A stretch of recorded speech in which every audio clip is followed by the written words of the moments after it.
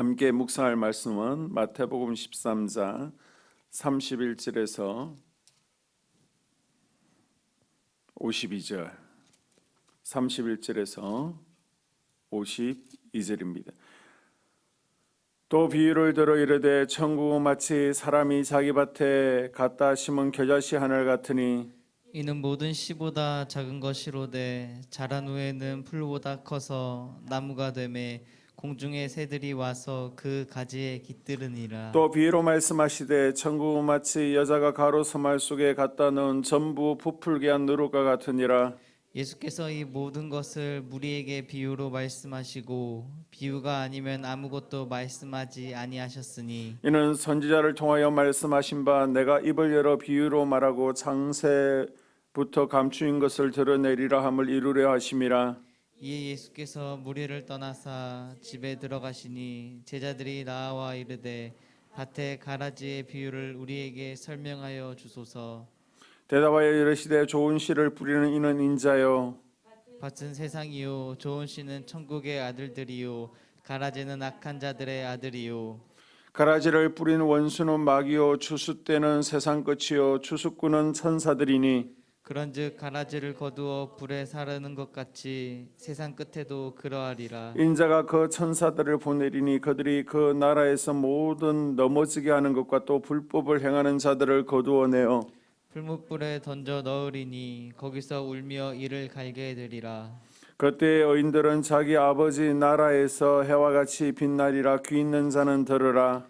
천국은 마치 밭에 감추인 보화와 같으니 사람이 이를 발견한 후 숨겨두고 기뻐하며 돌아가서 자기의 소유를 다 팔아 그 밭을 사느니라. 또 천국은 마치 좋은 진주를 구하는 장사와 같으니 극히 값진 진주 하나를 발견하매 가서 자기의 소유를 다 팔아 그 진주를 사느니라. 또 천국은 마치 바다에 치고 각종 물고기를 모는 그물과 같으니 그물에 가득함에 물가로 끌어내고 앉아서 좋은 것은 그릇에 담고 못된 것은 버려 버리니라. 세상 끝에도 이러하리라. 천사들이 와서 의인 중에서 악인을 갈라내어 풀무불에 던져 넣으리니 거기서 울며 이를 갈리라. 이 모든 것을 깨달았느냐 하시니 대답하되 그러하오이다. 예수께서 이르시되 그러므로 천국의 제자된 서기관마다 마치 새 것과 옛 것을 그 곳간에서 내오는 집주인과 같으니라. 아멘. 예, 마태복음 13장은 그 유명한 7개의 천국 비유가 나와 있습니다. 31절과 32절에는 겨자씨 비유가 나오고 있는데요. 이스라엘은 우리의 봄 3월과 4월에는 갈릴리 지역이나 나잔 평지를 가게 되면 노란 꽃이 수없이 피어 있는 것을 보게 됩니다. 우리가 천변에 유채꽃이 피어 있는 것처럼 많은 노란 꽃이 피어 있는데 이것이 바로 다년생 겨자꽃입니다. 어느 누구든지 이 겨자를 얻고 싶다면 밖에 나가서 그냥 훑어 따기만 하면 될 정도로 굉장히 흔합니다. 만약 어떤 사람이 겨자를 얻기 위해서 자기 밭에다가 거름을 주고 깨끗하게 밭을 해서 겨자를 심는다라고 하면 주위 사람들이 바보라고 손가락질을 하게 될 것입니다. 예수님께서는 하나님 나라가 바로 이것이라는 겁니다. 보잘것없고 하찮은 겨자씨 같은 우리를 하나님 나라에 심으신 것은 이 세상에서 볼 때에는 도저히 납득이 되지 않는 이해되지가 않는 행동이라는 겁니다. 사실 이 땅에는 나가기만 하면 하나님께서 마음만 먹으시면 훨씬 우리보다 선하고 성실하고 똑똑한 겨자씨 같은 사람들을 수없이 얻을 수 있습니다. 나가며 얼마든지 얻을 수 있는 겨자씨들처럼 좋은 사람을 얻으려고만 한다면 지천에 널려 있습니다. 그럼에도 불구하고 밭의 주인이신 하나님께서는 세상 사람들의 비웃음과 조롱을 뒤로하고 겨자씨 같은 나를 하나님 나라에 심으시는 겁니다. 이 가운데 하나님의 놀라운 사랑을 우리가 발견할 수 있습니다. 겨자씨 비유는 또 하나의 의미는요, 하나님 나라가 점점 확장되어 간다는 겁니다. 들깨보다 작은 1mm 정도의 아주 작은 씨지만은 3m 이상 높게 자라게 되죠. 이렇게 하나님 나라는 아주 작게 시작하지만은 강한 생명력을 지니고 있습니다.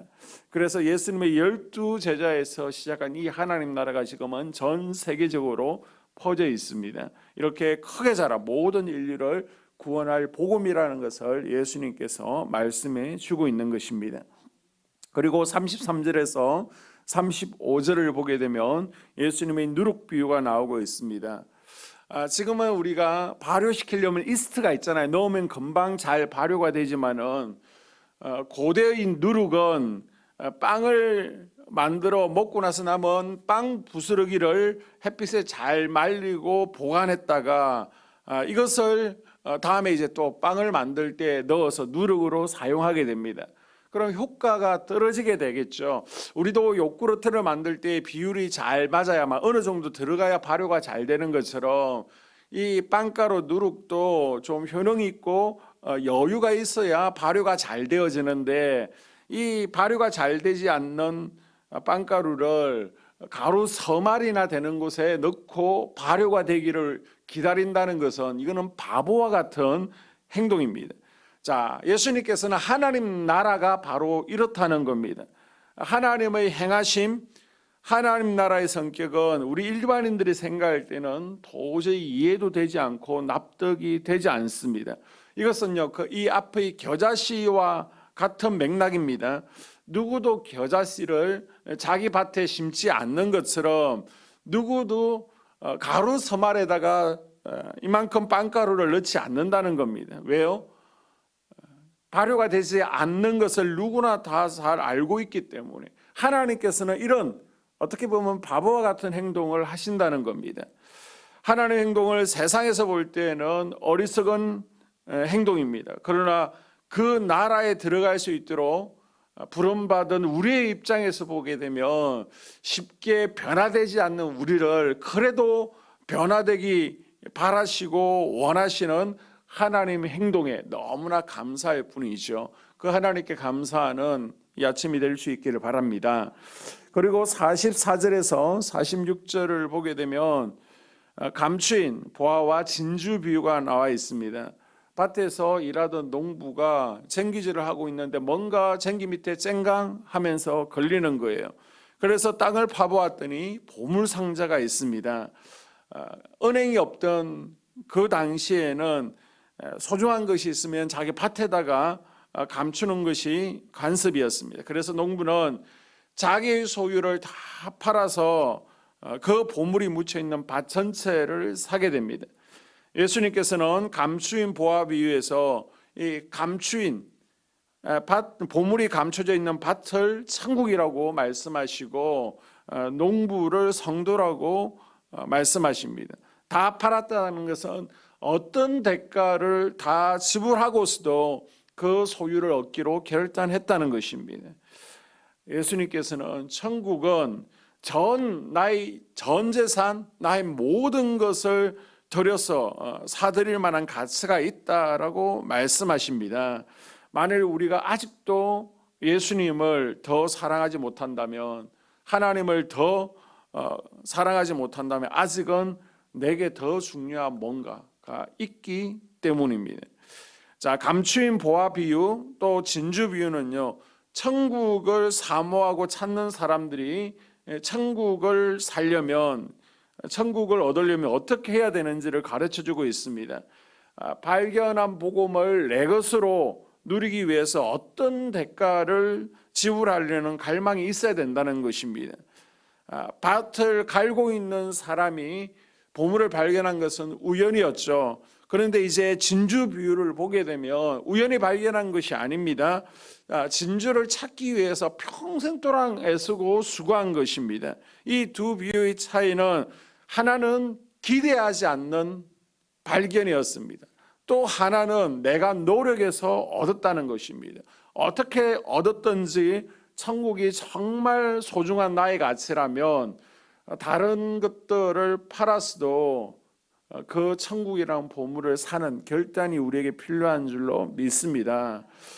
자기 소유를 다 팔아서 보물을 사는 태도, 모든 진리를 위해 버릴 수 있어야 된다라고 예수님께서 말씀하고 있는 거예요.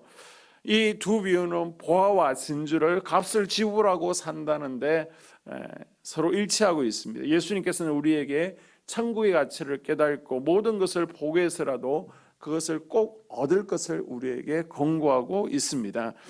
그리고 마지막 47절에서 50절을 보게 되면 그물 비유가 나오고 있습니다. 이 비유는요, 세상 끝날에는 심판이 있음을 우리에게 알려주고 있습니다.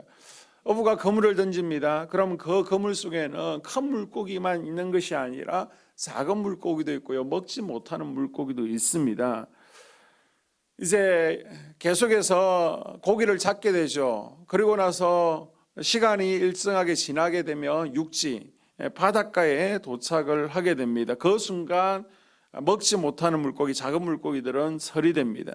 좋은 물고기들은 이제 어망에 담아서 가지고 가지만은 다른 고기들은 버리게 되는 것이죠. 예수님께서는 이 비유를 통해서 좋은 물고기와 나쁜 물고기를 구별해내는 것처럼 하나님께서도 마지막 날에, 심판의 날에 성도와 악한 이들을 가려내신다라고 말씀하시는 거예요. 그것이 언제 이루어진다는 거예요? 세상 끝날. 세상 끝날에는 심판이 있는 줄로 믿습니다. 이 심판 때에 천사들이 의인과 악인을 구별한다는 것입니다. 그래서 우리는 그날을 바라보며 늘 재림신앙, 마라나다 주 예수님 어서 오시옵소서, 또 하나님 앞에 우리가 상거 심판 받을 것을 늘 기억하면서 하나님 앞에 설 것을 우리가 준비하며 매일매일 마라나다의 신앙으로 살아갈 수 있기를 주의 이름으로 당부를 드립니다. 자, 그리고 마지막 51절과 52절은 천국 비유의 결론이죠. 7개 천국 비유의 결론입니다. 천국 비유를 깨달은 이들은 혼자만 간직하면 안 된다는 것입니다. 다른 사람들에게 힘써 전파해야 됨을 가르쳐주고 있습니다. 그래서 여러분, 이번 한 주도 천국의 비밀을 나 혼자 누리고 간직하는 것이 아니라 내 주변 사람들에게 전할 수 있는 이 한 주 될 수 있기를 주님의 이름으로 축복합니다.